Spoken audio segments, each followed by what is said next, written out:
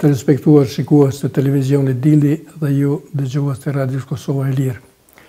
Në emisionin tonë javor Bisedë në studio, kemi ftuar një veprimtar të hershëm televizijës kombëtare, të burgosin politik, luftarin e lirisë të luftës së ushtrisë shqiptare të Kosovës, tani profesorin në Universitetit të Mitrovicës, zotriun Izet Ibrahimi. Mirë se erdhët Izet në studion e televizionit Dielli.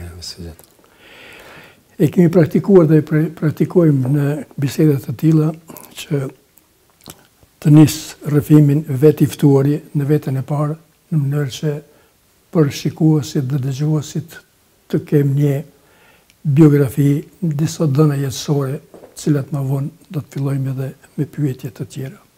Faleminderit.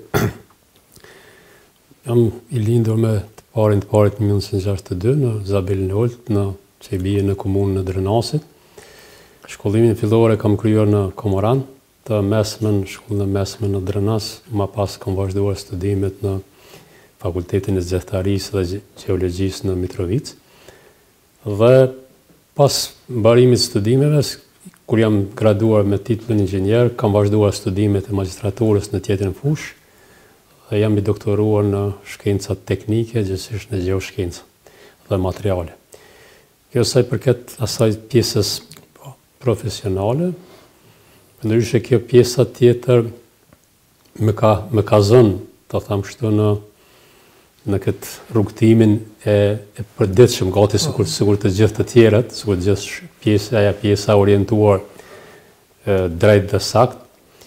Për të parë kam filluar rrugtimin tim, ta quaj politik, ose një orientim adhëtar në ato grupet e vogla që u quajshin atëherë për edukim adhëtar. Ndoshta nuk u koncepti drejt që të ishin për ngritje ideologjike, sepse ai grupi joni i vogël simpatik që ka qenë krejtëri nxënës të shkollës vitit dytë të shkollës të mesme, Idris Hyseni dhe me Milajm Zeka dhe një grup shokëve, e kena pas për qëllim një orientim, nuk kemi pas në farë qendre, po si vullnet mirë, si entuziast, me mësu dhe me orientu ka drejta për historinë kombëtare, për ngjarjet dhe ndodhite të asaj kohe që ishin me interes për ne. Dhe me pas, me ka përcjellur kështu kjo pjesë e jetës që nga fillim deri në fundin e kësaj lufte. Kështu që ka filluar kështu dhe ka përfunduar deri në luftën e UÇK-s. Po, ju i takon edhe një familje adhëtare, një familje të njohur adhëtare që ka zhvilluar veprimtari, sidomos gjatë luftës së dytë botërore, mbasi edhe më herët, por aty në fillet e asaj. Familja i takon një treshe të njohur të historisë tonë kombëtare, familjes së Arif Shalës, ose Hoxha Avdi, si quhet, Izet Murat Gjoshit dhe familjes suaj. Në fëmijëri ju keni dëgjuar rrëfime nga babai, nga tjerët, për brezin e tyre, për angazhimet e tyre, për synimet e tyre, kur për herë të parë keni kontaktuar, jeni njoftuar për këtë lëvizje dhe a ka ndikuar kjo që pastaj të vazhdoni dhe rrugën, cilën edhe keni vazhduar gjatë tërë periudhës. Të takosh po më mërmenja një familje të tillë që ka shumë, është në një farformë edhe privilegj, por është edhe pak vështirësi. Është privilegj për arsye se që nga fëmijëria vjen të ndëgjosh, të takosh njerëz që din flasin vetëm për me ja bën një argata dhëv, si thëshin atëherë, për me bëni të mirë për vendin.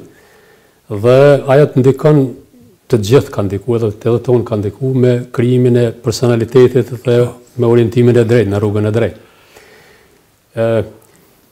Po thuaj se që fëmini mu më karat të ndëgjoj në najet tona, familjareve, nuk është ndëgju tjetër, po i ndëgju kryesisht që të Bisede për këtë lëvizje, për orientimin, për njerëz të asaj kohe, për Imer Berishën, Ajet Gërgurin, Azem Ballaqevsin, Kadri Beben, Gjon Sereqin e tjera, dhe të bëm atë tyre. Dhe ne si të ri jemi entuziazmuar nga mënyra se si interpretojshin të parë tonë, baba, migjallartë, po edhe vëllezërit e gjyshit. Kështu që më thëmë, për këtë ka qenë privilegj sepse na ka orientuar drejt, ka ndikuar të na orientoj drejt krejt neve pasardhës të atyre gjeneratave luftëtare. Por ka qenë edhe vështirësi, mos më thuaj e keqja vështirësi për arsye se çdo herë kemi qenë në vëzhgim të pushtetit të shënjestër, natyrisht. Mu e kam dëgjuar se kam mri atë kohë, por deri në rënien e Rankovicit, familjet tona që janë identifikuar si ndeshëiste në atë kohë kanë qenë të leqitura, si kanë thonë, të izoluara, të preashtuara. Bile e thoj ka një basimorati jonë, thej na kanë pas marrë edhe drejtën e votës. Jo pse kam pas drejt me votu për një pushtet ma gjupe, as i kis votu fare, por për me tregu që je izoluar, ta ka më hu edhe qatë drejt. Kështu që edhe përpjekja tani për të shkolluar edhe për të ecur, po ashtu ka qenë shumë vështirë, për arsye se kam qenë ndoshta prej gjeneratës që më ratani edhe të nishën, po me u muhue drejta ushqimit në mes të studentëve, me studentët, sepse ta krijojshin atë letrën i papërshtatshëm ideopolitike. Kështu që po them, të jesh pjesëtare i një familje të tillë është edhe privilegj, por është edhe ka pasur sfida shumë, edhe sfida, është edhe vështirësi. Natyrisht. Është edhe vështirësi. Po megjithatë më ka mësuar shumë edhe më ka orientuar, po besoj më ka orientuar mirë dhe për të marrë pra sa kemi pas mundësi me ndihmu. Po se edukimi atë detar në familje lunë rol vendimtar në cilin do individ që edhe e vazhdon rrugën kombëtare. E tillë ka qenë edhe kjo. Po në vitin 1981, në kohën kur në Prishtinë, ma vonë tër Kosovën, u organizuan dhe u mbajtën demonstrata, cilat kërkesa kryesore ishte kërkesa për Republikën e Kosovës. Në atë kohë keni qenë të vështiri, keni kry shkollën e mesme në atë kohë, apo? Jo, në Zënës shkollës mesme. Në Zënës ke qenë një shkollës mesme në gjimnazit Skënderbeu, të quajt ato në... Jo, atë kohë quajt Marshaltit. Marshaltit, apo ma vonë pas të quajt Skënderbeu, po, në Trenas. Ku keni qenë atë kohë, cile ka qenë aktiviteti ju ishtu përgjithsisht dhe i shokëve kjo që të kujtohet? Tash në fillim neve të nisha në fakt na ka zënë të organizuar, jo në nivelin më të mirë të disciplinuar, por të orientuar kombëtarisht. Ajo ka qenë më rëndësishme. Dhe ne 178-ën si grup shokësh e kem pas formuar një grup të vogël dhe më vonë tani mendimin e një profesorit historisë të ndjerit Mehmet Gjoshi e botoni revistën Skënderbeu. Shkolla mban të emrin dhunshëm Marshall Tita, na për të rujtur kultimet dhe për ngjallur pak kujtesën e të mirë, i vendosëm revistës së historianëve të ri Skënderbeu. Dhe prej aty të filloi ajo emancipimi jon, të them këtë vijën kombëtare, ngritja jon në aspektin adhëtar, dhe më vonë sidomos ndikuan ndoshta ngjarjet e 100-vjetorit lidhjes shqiptare të Prizrenit, na frymëzoi së tepërmi dhe dolëm pi kontrollit atë që duhet ta bëjshëm ilegalisht, pak e bëjshëm legalisht. Dhe ndërhyri për të mirë, ndërhyri profesori kimis, profesori Azem, dhe na organizoi, na disciplinoi në një farë forme, na mësoi si të veprohet ilegalisht, për arsye se ishim pak të papërmbajtshëm atë. Dhe kështu po them, na ka rënë që jo nashta ne të jemi barsit kryesor të organizimit të demonstratave të nishës, po ishim në ballë të atyre proceseve, kontekstin e marshimeve, në kontekstin e shpërndarjes së parollave edhe diskutimeve. Kështu që në prilli e ajtja e asaj dite na ka zënë mua dhe një grup shokësh të parët në Drenas. Dhe kemi pritur ata që i kanë prijë më së miri edhe në mënyrën shembullore shpërthimit të demonstratave, pasi që ishim këtu nga Prishtina një ditë më parë, ishte grupi Enver Dugollit, Elmije Plakicit, grupi, ata kanë qenë dy gjenerata më të vegjël se na, viti i dytë, po aq bukur e kanë fillu atë marshim dhe aq me përkushtim, sa që i kanë entuziazmuar të gjithë, dhe duhet të thëmë ajo që na ka kënaqur të gjithëve dhe i ka kalu parashikimet tona, as ka qenë masive, as ka qenë entuziaste sa, po thuaj se ja ka kaluar Prishtinës në raport me numrin e banë. Nuk e di që s'ka qenë dikush nga shokët e me të gjeneratës, nga shokët e me të klasës.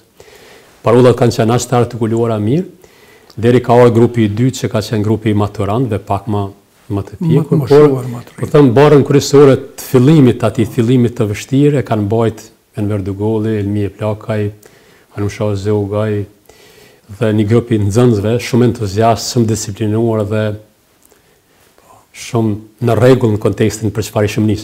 Kështu që aja ku më ka zgjetur atë. Dhe punën e parë që bëm mas dite i ndruam në mënyrë të dhunshme pllakatën e Marshal Titos edhe i vendosëm Skënderbeut, Skënder Ahmeti, një nga shokët e tonë të grupit. Dhe ajo ka nejtë gati për një javë, e vendosur në objektin e gjimnazit Skënderbeut. Kështu që ajo kështu ka qenë kohë, edhe tash kur e paramendoj se sa mirë ka shku, sa të përgjeshëm kemi qenë, sa disiplinur, ja kam lakmia së gjeneratë. Ja kam lakmia së gjeneratë, ka qenë e mrekullueshme. Nuk ka ditë ata njerëz që kanë bajt barën në Drenas, po edhe në qytetet përreth, nuk kanë qenë me vetëmburje e bëra unë, kur s'kanë thënë unë. Kanë thënë ne bashkarisht edhe kanë qenë shokë të mirë, shokë të dashur, po një pjesë të tyre ranë, një pjesë të tyre mbetëm për të vazhduar me të tjerë. Vitës 70 ka qenë një klim kështu ngritjes në cilësit vetdijes kombëtare. Sidomos një ndikim të jashtëzakonshëm e ka ushtruar Radio Tirana, Radio Televizioni i Shqipërisë, pastaj se këtë më herët 100 vjetorin e lidhjes Shqipëre-Prizrenit, manifestimet që mbajt në Prishtinë, në Tiranë, po ashtu në Prizren dhe në Kosovë, por edhe ngritja e vetdijes sociale, ngritja e vetdijes arsimore e popullatës, e ka bërë vetën dhe kështu në vitin 1981 ka shpërthyer në gjitha segmentet në mënyrë krejtësisht jo spontane, por në mënyrë të vetëdijshme të rrugës për liri dhe në atë kohë me kërkesë kryesore që Kosova të barazohet me republika tjera në Jugosllavi, po me kush që aty të përfshiheshin trojës shqiptare që kishin mbetur. Dhe ajo ka dhënë rezultate të jashtëzakonshme për mendimin tim, është kthesa vendimtare që ka ndodhur në historinë e popullit të Kosovës për të më vonë deri te lufta e ushtrisë shqiptare të Kosovës. Për asaj kohe deri në kohën e luftës e më vonë keni qenë pjesë e të gjitha pothuajse organizimeve që kanë ndodhur. Na tregoni diçka pak më tepër për atë periudhë tani, pas demonstratave ose gjatë dhe pas demonstratave. Pas demonstratave tani më unë u angazhova jetës studimeve, pasi kam kryer studimet, jam punësuar në Feronikel. Atëherë Feronikli ka qenë edhe në kontekstin e një fuqie të vërtet ekonomike, por ka qenë edhe një vatër e intelektualëve më të mirë fill. Ka qenë një universitet në vete, dhe në protestat e vitit 89, sidomos në protestat e greve seminatorëve, ka shkëlqyer në raport me artikulimin e qartër kërkesave për pavarësi, liri, ato kërkesat që kanë qenë. Dhe me ardhmën e mosavdunshme na kanë suspenduar si të rebeluar në qoshin atëherë, dhe bashkë me një grup të shokëve me Shaban Shalën në krye, jemi angazhuar në Këshillin për mbrojtjen e drejtave dhe lirive të njerëzit. E më pas me doktor Hafirin, mbasi Jakub Krasniqin, e kemi konstruuar Këshillin komunal për financim dhe kemi bërë një sistem shumë në rregull në komunën e Drenasit, dhe jemi për vetëm të organizimeve që këtë struktura ati Këshilli, Shaban Shala, Jakub Krasniqi, kemi qenë edhe pjesë më pas në organizimin e luftës së OÇK-s. Dhe jemi të vetmit në nivel të Kosovës që fal me përkushtimit shkëlqyer të doktor Hafirit, kemi pas bërë ambulancat e OÇK-s në mënyrë institucionale, kena organizuar dhe kemi bërë punë të madhe, domethënë. Një punë para përgatitor. Po, para përgatitor për luftën, po flas. Para se më ndodh Likoshani, masakra e Likoshanit, edhe para se më ndodh jashtë, po atë punë e ka bërë doktor Hafiri, i cili ka qenë, thëmë drejten, organizatori gjithë neve. Edhe na ka shty ka herë edhe pa dëshirë në shumë çështje që na merr kemenje që është vështirë mja dalë. Sidomos po flas në kohën kur ka ndodhur masakra e Likoshanit, doktor Hafiri na ka detyruar në kontekstin në përpos bllogje mu ngarku me barna për me ndihmu të plagosur të sidomos pasi që ndodhi sulmi OÇK-s. Kështu që ajo kohë me ka gjetë kështu dhe deri në fillimin e luftës së armatosur, deri në nëntorin e 97-s kemi qenë në veprim legale, me pas i kemi bashkuar ushtrisë lirisë të Kosovës dhe na ka gjetur deri në fund në atë pozita. Përveç Shafir Shalës dhe këta që i përmendet Jakub Krasni, që Idris Hyseni e tjerë, sa keni arritur në fillim që ta zgjeroni grupin, ta zgjeroni atë masën themelore që ma vonë është zgjeruar në aktivitetin e luftës. Se Drënica ka qenë qendër, Drënica në kuptimin e fjalës, po Drënica qendrore në kuptimin gjeografik fjalës. Ka qenë qendër rezistencës vazhdueshme historike, kështu që aty edhe është prit, Serbia ka prit që aty gjithmonë ka pas njerëz që kanë luftuar režimin, që kanë pajtuar me status quo, që kanë pajtuar dhe me pushtimin, kuptohet. Deri në ngjarjet e Likoshani dhe Qerezit, pak më e vështirë ka qenë për. Në fakt, pasi ndodhi Likoshani, e kemi pas shumë më vështirë, e kemi pas shumë më lehtë në kontekstin e mobilizimit. Ajo është një dhimbje e madhe, mirë po. Dera në atë kohë kemi qenë një grusht njerëz, mund ta them një grusht njerëz, por më vonë jemi aq shpejt jemi mosovizu dhe aq shumë është mosovizu sa ka qenë një shpërthim i mrekullueshëm në kontekstin pozitiv. Dhe ndoshta po them prej na ka duke ju falendëruar këtyre njerëzve, sepse na radh që barën kryesore në atë kohë ta bante Jakub Krasniqi, Idris Hyseni, Shabashala, edhe e kemi pas më lehtë. Kur jesh me ekipe tilla, e ke më lehtë edhe të. Kështu që po neve na rëndoi puna, të them kështu, jo fati, por na rëndoi puna se ndodhen masakrat në çatë kohë, masakra Likoshanit dhe Qerezit, dhe na duhet dy fronte. Edhe të kujdesemi për ato familje që ishin mbetur në të prekura në shtëpi, po edhe zgjerimi i radhë. Po edhe zgjerimi i radhë. Kështu që mi po them pas asaj pune, pas asaj ngjarje, sidomos tani pas epopejës së jasharëve, çdo gjë ka shkuar në mënyrë të mrekullueshme në kontekstin e mobilizimit, edhe në kontekstin vështirësia ka qenë me armatës gjithë ata njerëz, sa ka qenë nga dëshmëria për të angazhuar. Dhe secili nga ato fshatra përreth, sidomos fshatrat që kanë rënë nga kjo biesh deri në Grykën e Caralevës, cilës ju ka afruar, ka qenë në gjendje me ta ofruar shtëpinë për strehim, për bazë, për ushqim, për çdo gjë. Më ka qenë, mund të themi të gjithë ishin të mobilizuar. Është një lëvizje e përgjithshme, vullore, ne në vendin vullnetar të lirisë prej fshatrave të Rrafshit, prej rreth Lipjanit, Magurës, kjo pjesa tjetër, ishte e pamundshme të përballoheshin, ishte e pamundshme se gjithë kërkonin, dhe s'mund kthehemi, mos e di që kemi kthehemi dhe zguzojmë kthehemi në familje, kërkonin të shkonin në Shqipëri për armatim. Ka qenë një mobilizim, dhe mobilizimi kryesor, mobilizimi edhe shpirtëror, edhe moral, edhe njerëzor, ka qenë pas rënies së legjendojit të Demjasharit dhe shembullit tij të sakrifikimit me krejt familjen. Ajo shpreh edhe në përmosa kombëtare, po Drënica do mosa e ka pas atë jehonën kryesore dhe jehonën vendimtare. Pastaj në Kosovë në përgjithësi, por edhe në Drënicë në veçanti janë kthyer edhe disa personalitete që kanë qenë të njohur edhe paraprakisht, sikur Femi Ladrosi, Gjeva, bashkëshortja e tij, pastaj Bekim Berisha, edhe sa tjerë, do shkrijuar një bërtham, ma vonë shkrijuar dhe zona operative, nëse brigada e tjera. Në atë kohën e strukturimit edhe këtyre manifestimeve ju keni qenë pjesë edhe e strukturave, ku keni vepruar më tepër gjatë kohës luftës së Oçkës? Me thonë, ka fundi i vitit, ka qenë tetori i vitit 98, me dekretin e shtabit të përgjithshëm i emëruar për kryeshef të drejtorisë për marrëdhënie me publikun dhe administrim civil të UÇK-s. Ajo është quajtur ashtu drejtori, ka pas për obligim shtabet e vëzhgimit, mobilizimit, e ka luajtur një rol shumë komunikimin me publikun, komunikimin me mediat, e ka pas një rol shumë të fuqishëm në luftë. Dhe kjo drejtoria që kam udhëhequr, i kam mbuluar fushë atë zonën e veprimit brigadës 121, brigadës 113 edhe brigadës Femi Ladrosit. Kështu që ka qenë një punë e vështirë, por ka qenë një armat të tërë njerëzish të mobilizuar dhe po them ndoshta prej shërbimit shëndetësor më të organizumin, ka qenë në zonë këtu ty, më i organizumin në nivel, dhe po dhe pashtu dhe shërbimi edhe informimi, falë më vonë Kosovës Lirë dhe falë më vonë Agjencisë Lajme, dhe më thonë kanë qenë kështu mjaft të organizuara.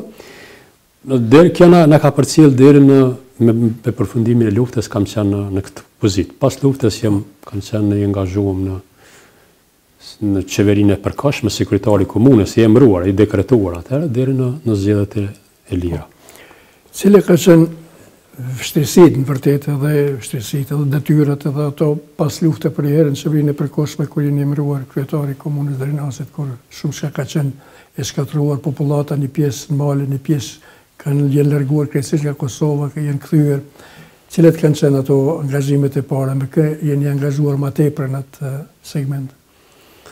Ne patëm atë fat që të jemi prej vendeve me numër më të madh të varreza masive dhe më vështira ishte pjesëmarrja ose identifikimi i të pagjeturve, gjendjen pjesë të shkputura të trupit, të teshave tjera. Ajo ka qenë pjesa më vështirë, pjesa më dhëmshme. Dhe njerëzit shpresonin se ne mundim për fatin e tyre, a ke pa këtë babën, vllahun, kështu që ka qenë pozitë e rëndë, sidomos në ajo që më ka prek më shumti ka qenë masakra e Verbovsit, që kanë qenë të përfshirë gjitha moshat, prej fëmisë më të vogël deri te gjyshi. Pastaj kanë qenë masakrat e Çikatovës edhe prej masakra më të mërshme që ka ditë me bë okupatori. E keqja gjithë ai për 2 herë i ka varros në mënyrë të dhunshme, herën e parë dhe herën e dytë i ka tërheq me eskavator dhe i ka përzit gjitha gjurmët e të vdekurve, që në një masakra. Vështirësia e dytë që nuk ka qenë pak më e lehtë se e para, ka qenë se ne ishim pothuajse me 11 shtëpi të djegura. Flasë individuale, pa i llogarit të objekte tjera, gati pothuajse gjymësën e popullatës ishin në çadra. Dhe edhe ai problem ka qenë. Dhe mirë po, ne mobilizim gjithë, prej Abdul Kasnici ka qenë, fillimisht ka qenë në kryetari imi, me pas ka qenë edhe kryeshef ekzekutiv, dhe shumica Gjembinokë, Alushi Stuki kanë qenë një grupe njerëzve që kanë qenë edhe aktiv shumë në luftën e UÇK-s, po dhe shumë përkushtuar dhe me një farë idealizmi kemi arrit me kaluat vështirësi që ka qenë bukur e madhe. Se orientimi i ndihmave është e saktë që kanë pruar shumë ndihma pas lufte, po disi orientimi i ndihmave në ato zona ku nuk kanë qenë shumë në vëzhgim të kamerave të publikut, ka qenë pak më i vështirë. Ata binin në Drenas, po supozojmë në qendër Drenasit, po fshatrat që ishin më në periferi, pritanin të hinin, kështu që po duhet edhe ja forme një shpërndarje, unë ishim me bë një shpërndarje sa më të saktë, sa më të parafort, por këtu kanë qenë. Mirë po ta me njerëz të vullnetit mirë, me njerëz me përkushtim mirë, me një idealizëm, ne kishim shku me atë formë të idealizmit, ja arritëm ta kalojmë dhe në një vit e gjysmë kemi arritur me përmbyll planin emergjent të rindërtimit, me thonë dikun 11.300 shtëpi banimi, i kena kthy disa të shkatruara tërësisht, diçka i kena kthy në gjendje të banueshme, e kena funksionalizu sistemin arsimor që ka qenë me objekte tërësisht të shkatruara, sistemin shëndetësor, kështu që ja arritëm. Dhe në fund të atij mandati nga kryeadministratori atëhershëm i Kosovës, jemi shpallur si komuna më mirë në kontekstin e realizimit të planit shërbimit publik, për arsye se e kanë bërë njerëz të vullnetit mirë. Ne s'kishim mujt me bë kurrë kur të gjithë mos na ndihmonin, të gjithë mos e kishin përkushtimin me lë diçka të mirë në atë vend. Të kanë qenë njerëz që në vazhdimsi të ndikuan, në vazhdimsi e marrën me këtë aktivitetet. Kanë ngarkuar një barë të rëndë mbi supe, mirë, po megjithatë është shpaguar e gjitha për arsyeën e tij që janë vendosur bazat, shnoshat, punës, një punë që ka vazhduar pavarësisht se ndonjëherë mund të ketë ngecur, po puna si punë shihet edhe është evidente, është e prekshme. Pas luftës, pas periudhës kur keni qenë edhe kryetari i komunës, keni filluar jetën profesionale, keni filluar punën në profesion, apo? Po. Ku keni vazhduar pastaj? Në fakt deri në zgjedhjet e para kam qenë kryetari i parë i zgjedhur në komunën e Drenasit. Dhe pas e kom kryer atë mandat, ju kom kthy jetës akademike, ju kom kthy arsimit, tani kam vazhduar në universitet, si ligjërues në universitet, dhe kryesisht jam përkushtuar me jetën akademike, por më ka nxitur, se të them drejtën, profesionin e inxhinierit e kam të detyruar, se nuk e kam të zgjidhur me vullnet. sepse dëshira ime ka qenë të studioj diku në shkencat shoqërore, fushat shoqërore, mirë po, atëre e thashë në fillim, ne s'ka ishe me këtë vinë e kuqe të diferencimit të politike, e në pas problem të regjistrohemi. Sidomos në Prishtinë ose në qendra tjera, se u lypke me urgjencë për shtashmëria geopolitike, dhe im detyru të shkoj në Mitrovic. Nuk po thamë që s'kom bo mirë në shta që si më shkua atje, po nuk e kom zgjedhë me... Dhe krasë kësa, ju marrë edhe me pjesën tjetër të organizimit, ju marrë edhe me... Ju më përpjek të bëj diçka në të mirë të shkencës për cilën edhe jam edukuar, po edhe në të mirë të gjitha atyre ngjarje për të shkruar dhe për të vendosur diçka të mirë që e kanë përcjell këtë këmbë dhe përgjithësi vendin tim atë rrethin tim. Zotri Izet, jeni pjesë e familjeve të mëdha në Kosovë, familjeve adetare, sidomos këtë segmentin të televizjes nacional demokratike shqiptare, ku edhe jeni edukuar, jeni frymëzuar. Cili ka qenë kontakti juaj i parë, përveç me gjyshin dhe shokët e bashkëlufttarët e tij, edhe me veprimtarë të tjerë, cili ju ka indikuar dhe ju ka frymëzuar që të merreni më tepër me këtë lëvizje? Pra, ajo që më ka deri në atë kohë, jam çdo gjë që është botuar, çdo gjë që është shkruar për lëvizjen nacionale demokratike, qoftë edhe keq, më ka interesuar ta lexoj dhe ta lexoj me ëndje, ta ulëmtoj edhe me ëndje. Por po them, ajo që më shumë ti ka ndikuar në nxitjen time, në inkurajimin tim për të marrë me këtë periudhë, shkrimet e para që janë botuar në gazetat e kohës, po flas në shtypin e kohës, para sa ishte mundësia, që ndërtu kanë qenë edhe shkrimet tuaja, por veçanërisht ka qenë për mua përcaktues, ka qenë takimi i parë me Istref Hotin, me rastin kur ka bërë vizitën e parë, para në herë pas ikjes i binte ato 45 vite, ishte kthyer në Kosovë. Dhe ai e ka shpjeguar në mënyrë aq në mënyrë të autentike, bindse, që në vetë pjesë e asaj lëvizje. Gjitha të ngjarje, gjitha të personalitete dhe ajo që më ka interesuar më shumë të marrë vesh, të hulumtoj se cili është orientimi, ose a ishte lëvizje e mirëfillt, siç mendonim na, siç e donim na, ose siç e thonë të Bacistref, ishte vetë shpjegimi që e bën të Bacistref atyre periudha ose asaj ngjarje. Thonë se ne jemi luftëtarë të lirisë dhe jemi përpjekur maksimalisht ta bëjmë Shqipninë etnike, pa Shqipninë që ashtu siç është etnike. Kështu që ai ka qenë shkasi i parë dhe tani kam hulumtuar aq sa kam mund të lexoj në arkiva, në të gjitha librat ku kam mujtë të kem qenë botuar për atë periudhë, të lexoj dhe të shërbehem me ato informata, me ato dhëna nga ato burime që kanë qenë të botuara dhe të pa botuara.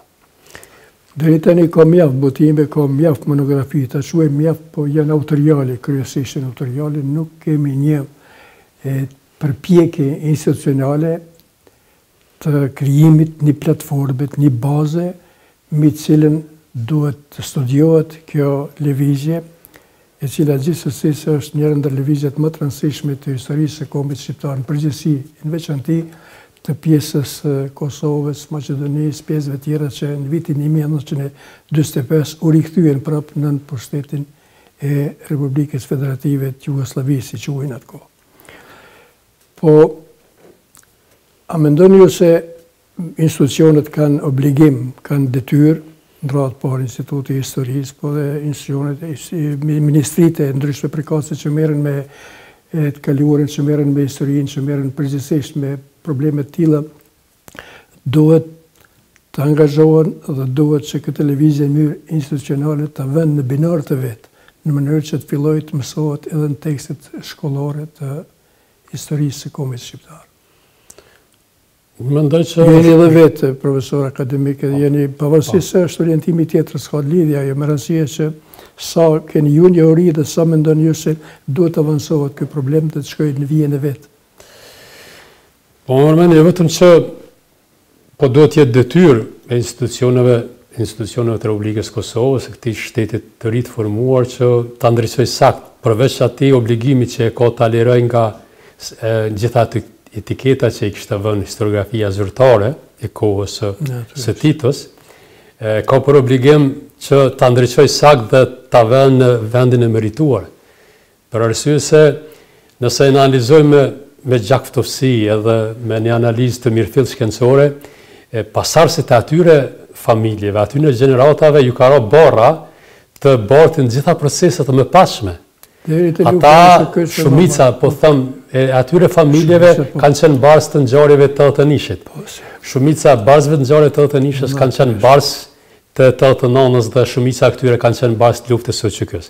Do të thonë, e kanë për obligim që t'i japin vendin e merituar dhe ndriçimin e merituar kësaj përpjekje. Përshkrim se ishte frymëzim, por mbi të gjitha ishte një vazhdimsi.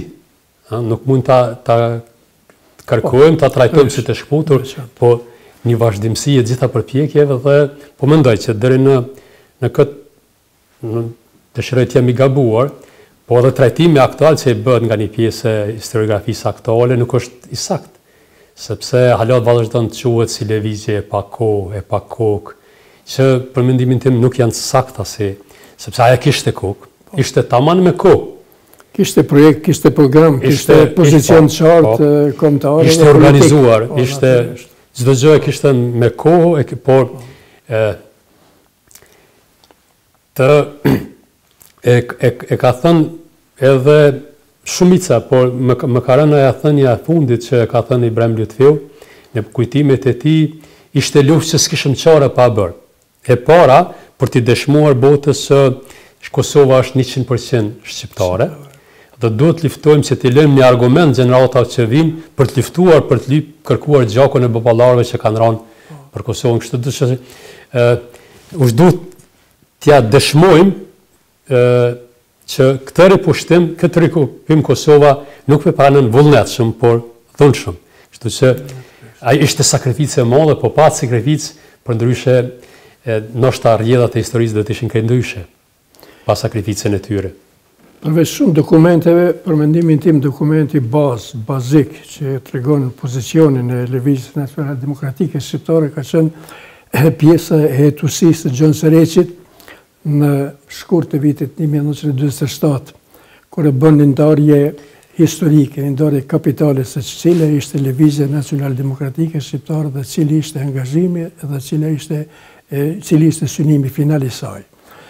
Ai ka përmbledhur me disa fjali, nuk e shoh të arsyeshme tani të parafrazojmë, të marrim shumë kohë për këtë segment, mirë po ajo bazë, ajo përpjekje për dëshmuar dhe para gjyqeve se nuk jemi ballist, por nuk jemi as partizan, jemi shqiptar, që mendojmë të qeverisim në rend demokratik, ku populli shumicë do të vendosë kush do të jetë në krye, ka qenë në atë kohë nështë 50 vjetë ma heret, në krahasim me rrethonat politike shoqërore që kanë ekzistuar asë kohë, dhe do të bëhet realitet 50 vjetë ma vonë, kur fillon lufta ushtrisë Kosovës, sepse në pyetjen që i kishin bërë Gjon Sereqit, si mendoni ta realizoni këtë synim tuaj, ne thotë mendimin e Amerikës dhe të Anglisë dhe mendimin e forcave tona që ishin male. Mas 50 vjetë, 52 vjetë, kjo u bë realitet. Mendimin ekskluzivisht, unë mendoj ja bën drejtën, mendoj të Amerikës dhe të Anglisë, NATO e filloi sulmin kundër Serbisë. Dhe me forcat që ishin mali, ishim ne forcat mali, bijat e atyre luftarëve të rezistencës në dëshës dhe të lëvizjeve tjera për liri dhe pavarësi. Edhe pse kjo dihet, edhe pse është publikuar dhe publikuar gjitha këto, edhe pse dihet se ky është një postulat i Lëvizjes Nacionale Demokratike Shqiptare, Instituti i Historisë ose institutet tjera relevante nuk me sa di unë, dhe jam mjaft kontakt, nuk kanë nisëm, nuk kanë iniciativë. Kush mendoni se duhet ta ketë nismën? Se janë shumë procese që kërkojnë nga njerëz, kërkojnë nga autoritetet që diçka të avancohet.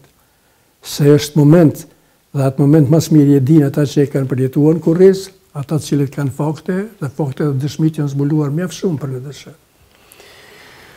Mendoj që është aja që e thot ju, do të fillojnë nga institutet, si është për shembull instituti historisë, por edhe të tjere do ta inkurajojnë, ose më mirë me thonë ta lirojnë këse një problem, përsa me të kom vrejt këtu diskursin e fundit pas luftës në Kosovë, sikur pritojnë me emërtu ashtu si ishte saktë, sepse më ka rënë me lexu një koment një ish pushtetarit asaj kohës, bukur intelektual i Drenicës, edhe e bën pyetje në kontekstin e Arifshalës. Thotë, pse i ndojt rrugët sepse ishin bashkë si antifashist. Pse i ndojt rrugët pas luftës? Thotë, ai nuk deshti të vres ballistet. Dhe më thonë, e bën këtë vlerësim të përdrest, ju, pse se ka ditë. Ai ka ditë sakt se nuk ishin ballist. Ai ka ditë sakt në atë kohë se nuk ishin ballist. As John Sereci, as ka pas partit ballit në Kosovë s'ka ekzistu. Do më thonë, përpjekja, aja përpjekja sikur tash po hezitohet të rëzohet aja tezë. Për arsye se shumica e njerëzve që ishin strukturat pushtetit, sikur prekën, sikur lëndohen, sepse kanë qenë shumë të padrejtë edhe të pamëshirshëm. Përveç se kanë qenë të pamëshirshëm, edhe më pas kanë qenë të padrejtë. Dhe sikur po frigohen të tregojnë të vërtetën se diktatori më i madh, tash burimet që kanë vërtetuar, i pasti për nga nivelli globalisht të Titoj. Dhe tash duke ndriçuar këtë, mos po i lëndojmë të testet. Dhe unë mendoj se kjo është një luftë në këtë kontekst, por duhet bëjmë çdo gjë që ta inkurajojmë përgjegjësit, institucionet përgjegjëse në Kosovë që ta ndriçojnë saktë ashtu si është, pavarësisht ta lëndohen apo s'lëndohen të tjerë. Realiteti edhe e vërteta duhet dalë në dritë, pavarësisht ku i dhëm apo jo. Unë e lexova në dhënë fundit, basa me siguri e ke lexuar edhe më herë, son 3.777.000 njerëz i ka vrarë Tito për 50 vite. 80% e tyre ishin shqiptarë. Me thonë, ishte një diktator hala më i tmerrshëm se sa Miloševići. Po ishte një diktator kështu shumë dinak. I vret të shqiptarët për mes shqiptarëve. Natyrisht, po. Kështu që e tash tu frigu me zbardh këtë vërtet, se ku ishte ma pa drejt, ose ku ishte ma e tmerrshme dhuna, terrori, vrasjet dhe bastisjet, më shumë se ndaj kësaj lëvizje. Mu më kanë lind një 2 xhallar, bines, dhe më kanë lind dhe më kanë vdek në burg. Gjyshja ime, ndjes post, kur është burgosur, ka qenë 7 zoni, kanë lind 2 djemë. Gjyshja babit, gjyshja zoj, ja ka lënë emrin edhe në emër të babgjyshit. Babgjyshit ka pas emrin Dëmir, pseudonimin Sokol. Njerit ja ka lënë Dëmir, njerit Sokol. Me gjithë kujdesin, burgu si burgu, kanë vdek në burg. Dhe tash të identifikosh këtu, të mere, edhe gjyshja ka vdek, për njëherë mos i ka dorë për burg, të identifikosh të mere, ju duke su për lëndohë se dikush marrën për qëtësi. Edhe, kështu që më pëmëndoj, por po ndryshu drejt kjo e kaluar, unë besoj që edhe ecën përpara kemë vështirë. Se nëse gabojmë këto hapa, keme gabu për të ardhmen tonë. Ne ende nuk kemi manifestuar në kuptimin shkencor të fjalës asë një organizim, asë një simposium nivelit kombëtar për këtë lëvizje. Dhe po të presim nga institucionet me sigurisë dhe të shkojnë edhe vite tjera dhe shumë shka dhe të filloj të shtrohet edhe efektet arresës dhe do të mbetet ashtu, por mendoj se të gjithë ata që janë angazhuar në këtë drejtim, që kanë shkruar vepra që janë, disa mund t'jenë edhe shkencore, disa mund t'jenë edhe i pa bazë të fortë shkencore, por kanë bazën rrëfimtare, kanë intervistën, kanë rrëfimin që edhe ato janë pjesa e dytë e kontributit apo pjesa e tretë.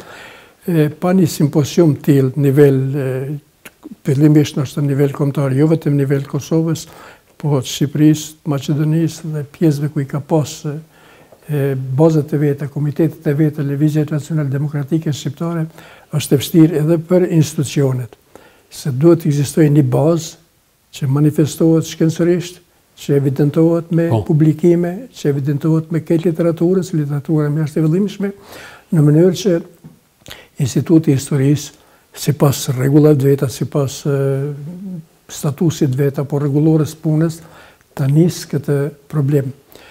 Dhe në këtë drejtim, si mendoni, a do dojë dikush prej atyre autorëve, prej atyre njerëzve që në marrë me këtë veprimtari, të paraqesin si platformë, apo do të presin që këtë të bëjnë institucionet? Dikush duhet të marrë hapin pa tjetër.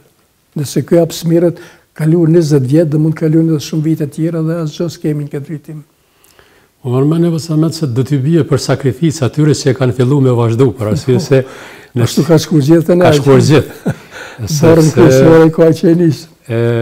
Unë nuk besoj tjetër zgjidhje, por më mërmenja që ata duhet ta vazhdojnë, ku aty ku qysh e kanë fillu, ta inkurajojnë këtë farë çështje, sepse të presën prej institucioneve, unë besoj që pak do të ketë. Ose do të ketë vlerësim të njanshëm, ose do të ketë ndoshta edhe përpjekje për të shtramuar diçka nga ajo pjesë, do të ishte mkati i madh, do të ishte vrasja e dytë. Ju thatë mjaft mirë ata që për 45 vjet kanë lënë gur pa lëvizur, duke e quajtur këtë lëvizje balliste, fashiste, kolaboracioniste, e kanë shumë shtyrë ta kalojnë veten, dalin publikisht, i thënë publikut, ka qenë gabimi yni, po ka qenë gabimi politikës, cili që kemi në shtrup dashur pa dashur. Ndërsa e vërteta është ja shihet, që është ndëshmi, është fakti.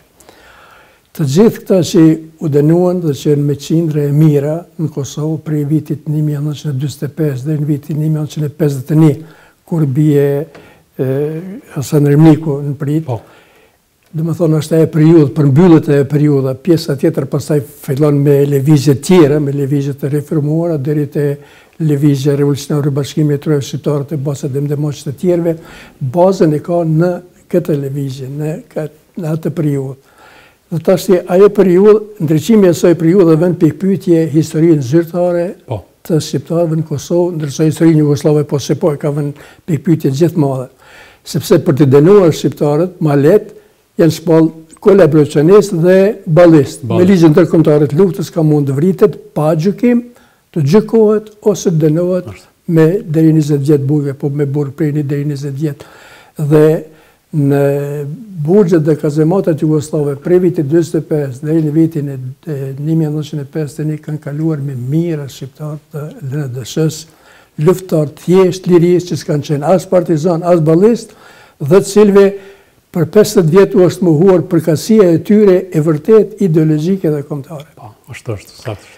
Ky është një lëshim shumë i madh, një lëshim jashtëzakonisht i madh, cilin e kanë për obligim në mos kusht tjetër luftëtarët të lirisë, ata që kanë sakrifikuar, mirë thotë kanë sakrifikuar më shumë të që janë të prirë që të sakrifikohen dhe që duhet kjo lëvizje do e mos do të kthehet në vendin e vet, me aq sa i takon dhe i takon shumë dhe ma shumë se çdo lëvizje tjetër të shekullit të fundit.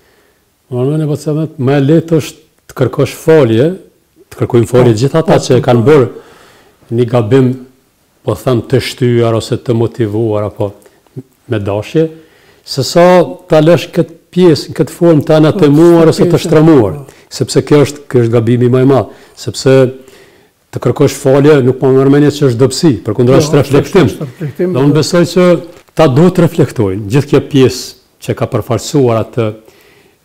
Unë e kam njohur një historian që ka pas reflektuar, në fillim e pa quajtur lëvizje kundërrevolucionare, luftën e Drenicës, më vonë e quajti kombëtare.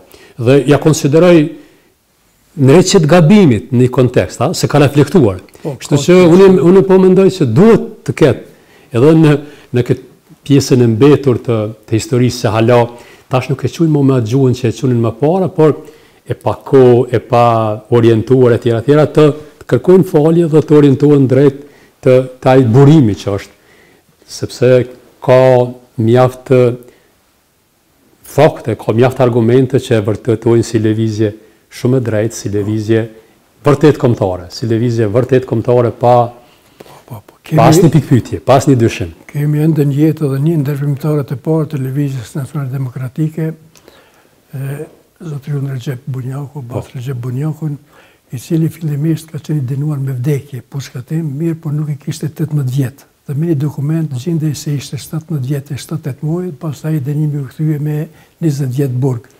Është mesin e atyre kuadrëve të para që i lidh fijet e lëvizjes nacionale demokratike me Komitetin e Shkupit dhe fillimit të zgjerimit të Komitetit të Shkupit dhe pastaj mbajtjen e disa kongreseve, si quajnë atë kohë, disa tubimeve të jashtëzakonshme, sepse i vetmi kongres i mirë fill edhe i kurorëzim i LNDSH-s ka qenë kongresi i Lipovicës, kongresi i Binajës, që po e quajnë tash.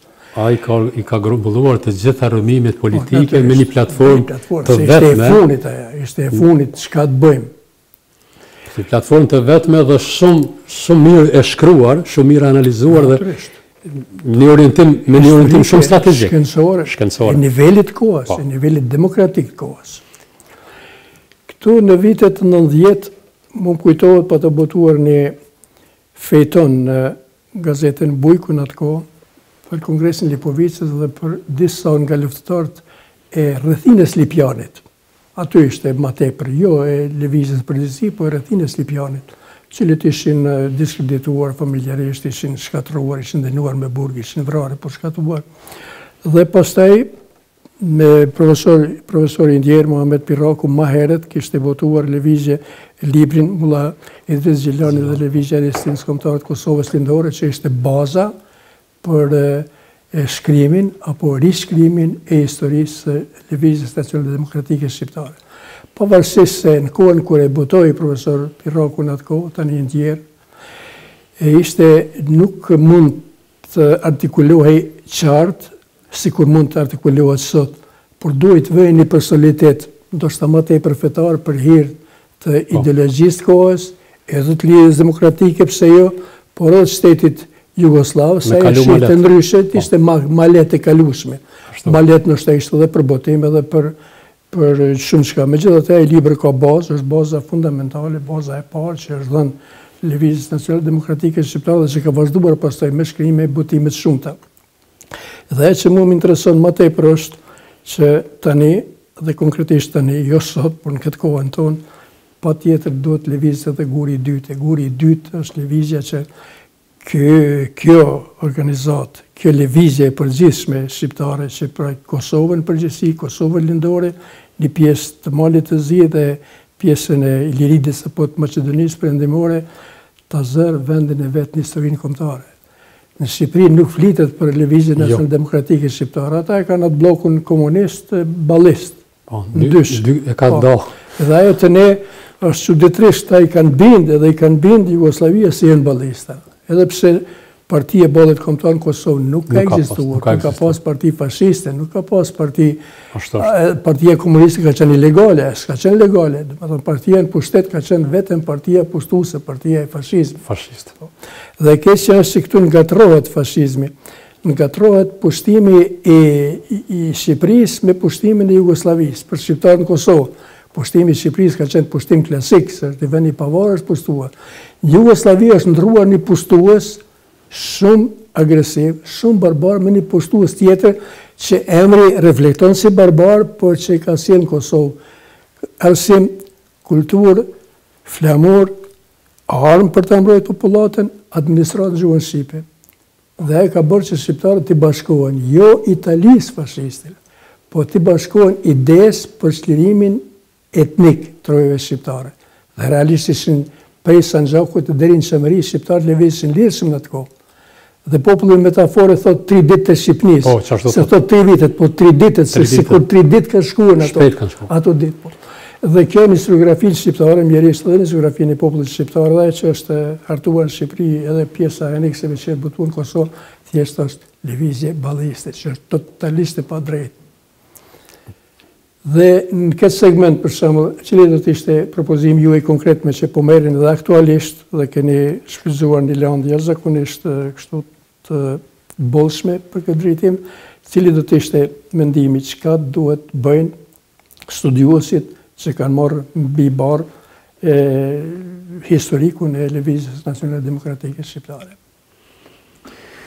Mendimi është puna e parë që ndoshta veç në një farforme ka filluar, është me ndriçu sipas periudhave atë zonë, atë veprimtari, parasysh se e kam mbret në të shkrimet e fundit, sidomos këtyre viteve të fundit, harrohen ku ishin qendrat e lëvizjes nacionale demokratike, duke u përpjekur për të minimizuar, jo ndoshta qëllimisht, po ndoshta pa më mungesë të informatave, për shkakun se qendra kryesore ishte Komiteti Qendror i Lëvizjes Nacionale Demokratike në Shkup, me Selinë Shkup. Komiteti bazë, i fillimit. Po, i fillimit.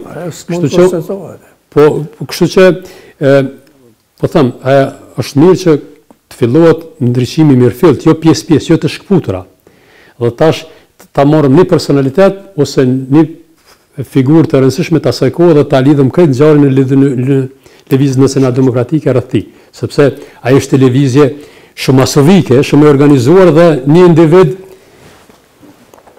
nuk e ka peshën siç e ka një lëvizje e tillë. Për këtë unë po mendoj duhet lirohemi nga kjo qasja krahiniste, kjo pjesë, nga kjo qasja e familjeve, po ashtu siç ishte organizuar, ashtu siç ishte nga kreve deri te komitetet që ishin komitetet më të vogla në nivel komune, fshati ose vendesh. Është sepse ato e kanë marrë mobilizimin, ato e kanë bën.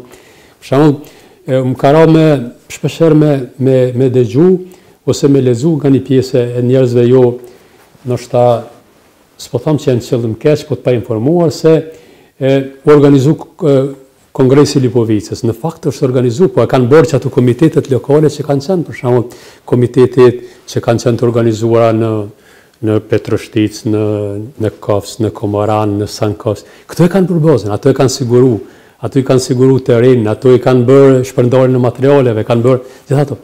Dhe për këtë gjithë kohë kanë mbetur një nga kullat që për atë kohë ka qenë më e rëndësishmja, kulla që me shefsin më të madhe ka vepruar, kulla e Zeqir Gashit. Zeqir Gashi Llapushnikut ka rënë luftën e fundit, s'ka pranuar të bie në dorë të okupatorit, i ka hek bombet dhe është vetë vrarë.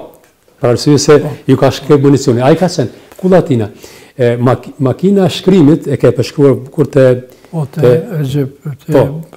makina e shkrimit për cilën ka punuar Jetë Gërguri dhe Refshala për herë të fundit ka mbet në kullën e tij. Dhe 2 ditë para se me fillu kongresi i Lipovicës janë reduktuar shumica e dokumenteve në kullën e Zeq, që ka qenë pjesa më mshefte.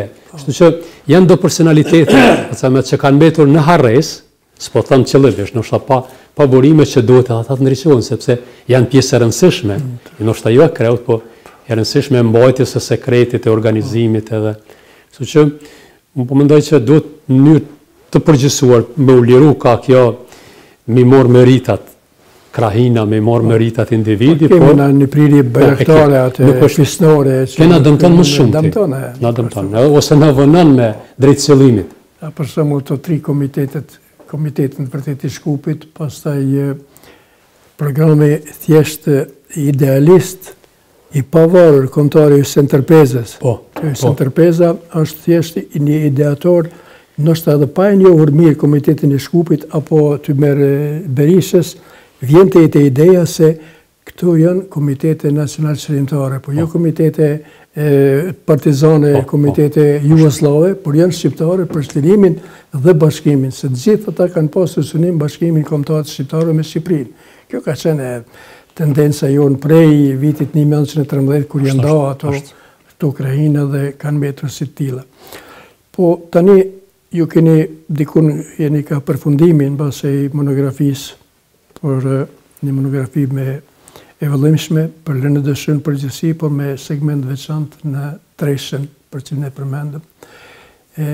Si e keni projektuar këtë tresht aktiviteteve në kuadrë të lëvizjes nacionale demokratike shqiptare në atë integrimin e përgjithshëm, se roli i Arif Shalës është vërtet që ndërnis prej vitit 45, sidomos deri në vitin 47, ka qenë jashtëzakonshëm. Ka qenë njëri me autoritet në 2 anë, njëri me autoritet sepse në radhë parë ka pas qëndrim të fortë, kombëtar, qëndrim të palohatshëm, dhe ajo që ai ka vepruar, ka moj kontakt me partizan, ka moj kontakt me ata njerëz cilëve ju ka besuar, që të mund të gjenë një rrugë për bashkë, të krijojnë një platformë për bashkë dhe të veprojnë dhe të mos dorëzohen.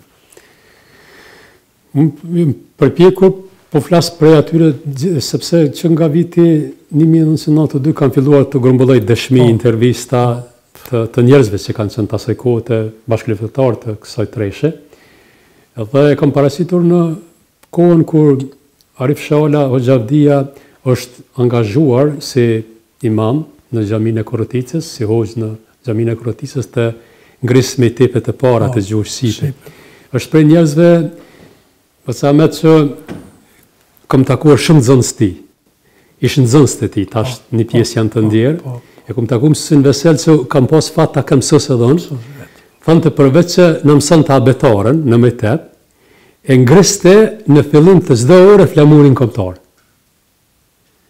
Dhe atë shpejt i kam mësovizu me tepet e ti në Komoran të gruda të Hamdi Gruda që më vonë ka qenë njëri nga njerëz e devotshëm të Lëvizjes Nacionale Demokratike, në Zabel Tolt në kullën e gjyshit tim, që ai ka qenë fillimisht e ka kryer në gjuhë serbe, 4 klasën që ka qenë në Komoran, e më pas e ka përfunduar edhe shkollimin shqip të Arif Shoh. Dhe për këtë periudhë të përhapjes së librit shqip, që unë konsideroj ka qenë e rëndësishme për qatë rajon.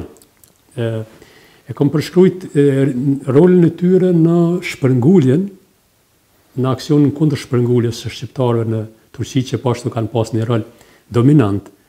Arifi me ekipin e tij, me Mulla Rexhepin edhe disa hoxhallarë se në atë kohë ata kanë qenë personalitetet kryesore, në mendikim në Drënicë. Njerëz më të shkolluar, për shembull hoxha ka pas fatin tjetër edhe i medresës, po edhe i gjimnazit të Tiranës, por të tjerët kanë qenë kryesisht me medresën e Shkupit, që kanë qenë intelektualë në fill dhe janë përpjekur maksimalisht për të penguar, për të përhapur librin edhe kulturën shqipe.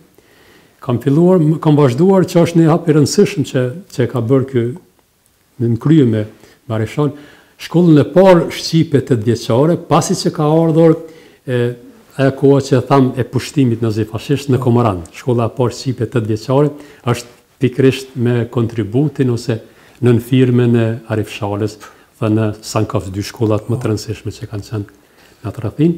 Dhe më pas kjo pjesa që Arif Shala i ka mbajt lidhjet me njerëz më të mirë të lëvizjes antifashiste, nacional shërimtare, me Rifat Berishën dhe gjithë ekipin e tij, deri te prishja, siç e thojnë dëshmitarët, që u prishëm për shkak se i hangrën fjalë në kuvendin e Prizrenit. Është fjala për aneksimin e Kosovës së donshëm në kuvendin e Prizrenit. Dhe kjo pjesa që tash konsiderohet që është pjesa më e bujshme e veprimtarisë së tyre, kur organizata gjithsesht Ajet Gërguri më pas edhe Gjon Sereqi gjojnë stre në këtë pjesë të Drënicës, fillimisht në Sankaf, më pas në banesën e Hoxha Vdeut, ata e ke përshkruar bukur në librin, në kujtimet e tua në librin tuaj, në Komoran më pas në Zabel Tolt. Dhe ato është kontributi themelor i Arif Shalës është se ka arrit ta konstituoj shtabin e zonës së dytë që është quajtur atëherë, organizatës numër 2 të Lindëshës, që kishte një territor bukur gjerë, përfshinte edhe komitetin e DSH për Prishtinë.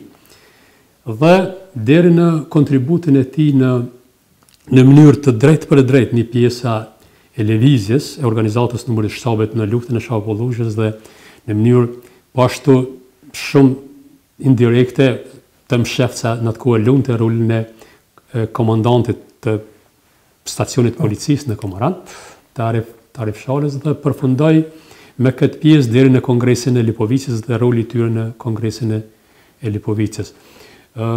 Ata nuk e kishin rolin qendror Arif Shala në Kongresin e Lipovicës, por e kishte, të them, besimin kryesor nga organizatorët që t'i besohet organizimi i kongresit, dhe jo rastësisht, sepse kishin arritur me autoritetin e tyre, me gjithë rrethinën që rrethonte në atë kohë bjeshkët, ato bjeshkët. Po ishte zonë lire në krahasim me të tjera. Fol aktivitetit dhe veprimtarisë së këtyre njerëzve, këtyre asaj lëvizje të asaj kohë. Kështu që unë konsideroj që në atë kohë që ka qenë piku i terrorit serb, LNDSH ka gjallëruar ose është mobilizuar, është riorganizuar falë kësaj celule të luftëtarëve, duke u ndihmuar edhe me komitetet pa në shkaluar edhe komitetet tjera që ishin formuar në Trstenik, në Glanasel, në shumë fshatra, jo vetëm Drënicë, por në fshatra ndryshme. Po në shumë fshatra të Drënicës. Po më shumë në Drënicë, pothuajse në shumë. Pothuajse në çdo fshat të Drënicës ishin të formuar atë komitetet. Për fund të kësaj bisede, Dr. Izet, cili do të ishte mesazhi juaj për institucionet, përgjithësi për studiuesit që janë marrë dhe merren aktivisht me Lëvizjen Nacionale Demokratike Shqiptare, edhe pse libri nuk ka dalë në rritë ende, dihet se ai do të dalë dhe do të dalë i plot këtë drejtim, cili është mendimi juaj si mund të bëhet matutje, si mund të shkojmë matutje në mënyrë që të mos lejojmë që kjo pjesë e ndritshme e historisë kombëtare të mbetet në rreth sikur janë mbetet edhe shumë lëvizje në shekujt paraprak. Pastaj që hapi i parë që do të bëjnë institucionet e Kosovës do të ishte që të jetë pjesë e historisë që mësohet në shkollë. Natyrisht. Teksteve të historisë. Teksteve të historisë. Se pjesë e historisë është mirëfilje, atë sonë një orë kërkos. Teksteve të historisë. Që nga edukimi fillore deri te ne. Dhe ndërsa të jetë temë për diskutim më të gjerë shkencor në katedrat e historisë në institucionet dhe të ndriçohet deri në pikën e fundit. Dhe po mendoj nëse këtë nuk e bëjmë, shpejt është rrezik që degradohet, është rrezik që ta natemohet për herë të dytë. Sepse ndoshta jo më shumë se sa ja kohë, po edhe heshtja është një farë. Dhënien e heshtje këtyre një aprovim i heshtur është pajtim me atë që e kishte dikur. Është pajtim me etiketën që e kishte dikur. Unë mendoj që duhet dikush ta merr një iniciativë që ta bëjë një presion të institucionit që ta fusin. Ne s'ka shohim librat historisë. Ka gabime, ka mësohen gjëra që shumë edhe ngjarje që se meritojnë të lexohen fort, po natyrisht. Kështu që ndoshta shumë e meritueshme është të mësohet pa desht me minimizuar edhe personalitetet tjera, por janë prej personaliteteve që ndoshta do ta kenë vendin dikon afër ballit të gjakut, si thuhet. Jo të jenë. Jo, po unë mendoj që historian në shkolla pavarësisht është apo s'është në plan program, një pjesë e madhe e historianëve, sidomos aty në historianëve që kanë kaluar në lëvizjen e rezistencës, që kanë qenë edhe pjesë e luftës së UÇK-së, që nuk janë pak, ata kanë gjetur hapësirë dhe gjejnë hapësirë që këtë lëvizje ta trajtojnë shkencërisht, ta trajtojnë historikisht. Po derisa në tekstet e historisë nuk figuron si kapitull i veçantë, gjithsesi jemi mbrapa në këtë drejtim dhe gjithsesi se kanë përgjegjësi të gjithë, jo vetëm institucionet, por edhe studiuesit të ndryshëm, cilët e dinë vlerën e saj dhe cilët nuk e marrin dhe hapin veprimtar që e vlerë të futet në vendin e caktuar, në vendin aty ku e ka vendin faktikisht. Mirë, Izet, me qëllim që të vazhdojmë këtë bisedë pasi ta keni botuar librin, pasi të jetë përruar libri, dhe ndoshta deri atëherë mund të lëvizim edhe ndonjë veprim konkret drejt institucionalizimit të kësaj lëvizje.